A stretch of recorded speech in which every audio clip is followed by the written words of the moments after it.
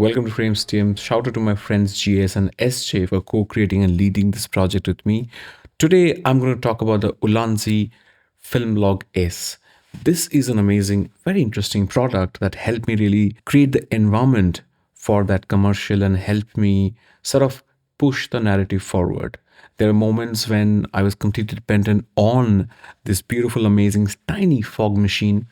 And there are moments when it just added and helped me build the environment and the scene. So let's get deep into this product and let me tell you what this product can do, not only for like serious shoots, but also for YouTube videos like this. Actually, before I get to the details of this product of the Ulanzi Filmog S, let me actually show you the effect it has. Now, right now I'm shooting this on the 50 millimeters 1.2, and you can see the background bokeh, right? I also have this beautiful 51.8s. Things like 1.4 lens, 1.2 lenses, they give you that extra bit of shallow depth of field. But then let me show you the effect just a little bit of haze can add. I'm going to stop down to 1.8 or f2 on the same 1.2 lens and show you how we can create that sense of depth. You can create a little bit of blurred look just with a bit of fog.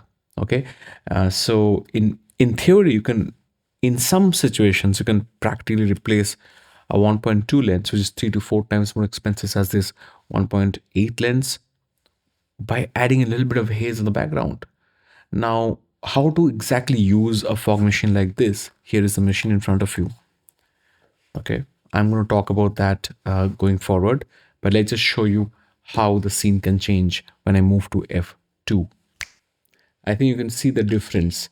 Now, one major thing that I actually figured out while using this is I realized that you have to ensure that there's a bit of background behind you and the haze is not in front of the subject in most situations. You don't want the air between the lens and the subject to be too foggy, because that can take away from your details. When you are able to sort of control where you put the haze, where you put the fog, and as long as it's behind you, it looks cool. Now let me just introduce a product to you. This is the device. It's got a few buttons here, and the funny thing is that this is not just a, of course you have a lot of stuff inside this bag, this box, and I'll go through what you have there. The interesting thing here is that this actually also is an inbuilt remote. Okay, you can just take this out. There's a connector here and it just fits right in like this. That's amazing. Really, really handy. Okay, I have used other fog machines, but I think this is the neatest of the lot. I really like the fact that it's got a remote holder just flushed inside the machine itself. All right, so you have a couple of batteries, specialized batteries inside. You've got two of these batteries. These are each 2500 mAh batteries, which is great. They're quite powerful, in total 5000 mAh. That's a lot of power. I consumed the batteries halfway and then I took about 2 hours to sort of, charge it fully. You have, of course, inside it, it's called an atomizer. You'll get it inside the box and then you just take it out and screw it in. You got a screw inside. You just screw it in like this, and then after that you have this rubber thing here. You just hold it and pull it up. Inside the box you get this fog liquid, and you just take it out and pour some fog liquid inside like this. All right, and then you ensure that you tightly close this rubber thing on the atomizer. Once that's done, you're ready to go. You have to long press on this particular button. You have to long press on this button. You can see it's now getting switched on. Now this red button is the button that triggers the fog. You just press and hold this red button and you'll start seeing it spouting smoke. Of course, you have to ensure that you sort of dissipate the smoke so that it doesn't, it gives you that look of haze and not just actual smoke in front of your subject. Now you have these attachments with the coming inside the box of this product. Of course, so you can mount each of them and sort of build out a shape that you like. You build out this kind of shape Uh, you also have this sort of flexible thing. You can just put this on. Now,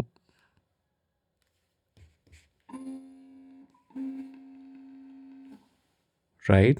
This is nice. The good thing about this fog machine is that this is safe. It's safe for your eyes, your skin, and it's breathable. Of course, you're not supposed to be, keeping it in front of the children and stuff like that. But yes, for some time, even if you breathe this in, it's not going to be a problem. Now, when you put this attachment, the sponge-looking attachment on, what happens is that you start getting a dry eyes kind of thing. So let me try using that. I really like this effect. It literally stays, like for example, if you do this, it can stay on the table. So which is great for product photography, and we have actually used it a little bit recently. See how it kind of stays on the floor. This is amazing, right? Um, so that's a lot of smoke, and if you have smoke alarm in your house, you have to be a little careful about it. I have smoke alarm in the house, but so far it hasn't gone off, so that's, I'm thankful for that. I think you have to really fill up the room quite a bit in order for that to happen. And of course, when there's a bit more smoke than what you desired, just open the windows. I really like the kind of god rays you can create. Now this smoke is dissipated in my bag in the background because the other door is open.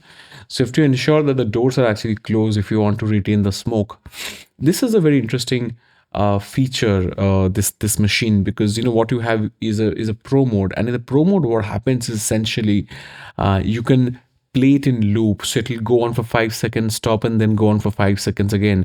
And you can just control the device with the remote, and you can just put it in the loop mode, and you can get consistent smoke without stressing the battery out. Of course, if you're continuously using it for a very long time, the batteries are going to drain, and if it overheats, it'll stop creating the smoke for safety.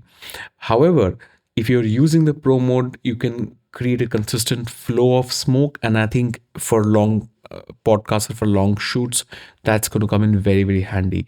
This product is not very expensive. I'm going to write the Indian rupees and US dollars price of this product on the screen somewhere. uh, I really like the fact that the smoke doesn't smell. The smoke, the fog, the dry ice feature of this product works very well. And in fact, I did, use this particular attachment like this. And when I was shooting the coffee mug, we actually put the coffee mug here, and we just use the smoke like this, and threw the smoke directly into the coffee mug.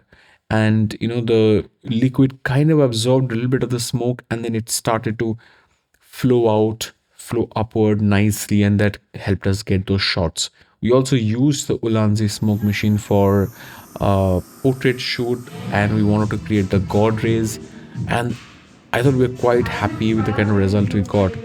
We had to really fill up the background completely and blast a couple of lights on the background. I love the kind of output it gave finally.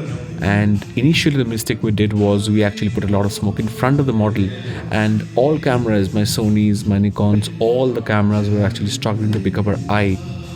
So then we realized it is not only sort of creating, we're not only losing detail on the model's face and the fabric of the clothes she was wearing, but also the autofocus systems were actually struggling.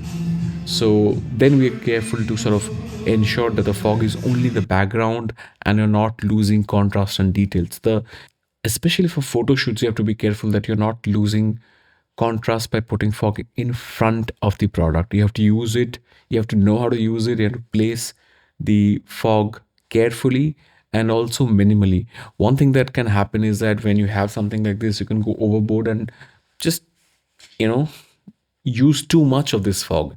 And when you do that, you actually kill the shot, you actually kill the scene. What you have to do is ensure that you do it minimally. You have to add a little bit of this haze and the fog or the smoke, whatever we call it, to create that atmosphere. And that's when you actually see how powerful this thing can be. The best effect that you can get when you use this is that people see there is There's a dreamy, misty sort of look, very dreamy, organic kind of look, but they don't know that it is unnaturally created. Okay, so you're not going to overpower the scene by using the fog machine. You're just going to add a touch of this, and then probably get a cardboard or something, and just ensure that you sort of spread it out evenly in the background. Also, a thing is that I'm using lights there. If you have direct light coming in, if you have projector lights, those are the situations where um, the smoke really creates that effect when it interplays with lighting. And so if you're careful and if you're smart about how you use it, this product is a must-have in your studio. It's especially when it is not so expensive anymore. It's so handy. You can have a couple of them and can take to the shoots, ensure the batteries are fully charged, and you can have so many creative options opening up in front of you. I have heard in many cases that many of these fog machines actually start spitting out dollops of these oils.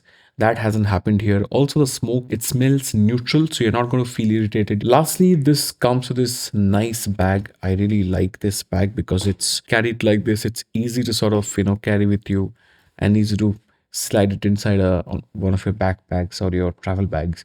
So it's nice. And because it's so small, this is something you can carry anywhere. Of course, if you're shooting outside, one is not going to be enough. You'll probably need three or four of these, and you have to sort of simultaneously activate these things if you're shooting outdoors. I haven't done that. I haven't tried that yet. But it's just that the output of this machine, I didn't feel that it is good enough for using it outside. I'm pretty sure I need five of these to fill up a space outside and ensure that the smoke stays for a bit. So let me know what you think of this. To use fog or mist? Do you use mist filters? What do you do? What's your what is a creative device that you reach out for the most when you're looking to create a different kind of look? Let me know in the comment section. I'm going to see you soon with another one. Subscribe to the channel and help me reach 8,000 subscribers.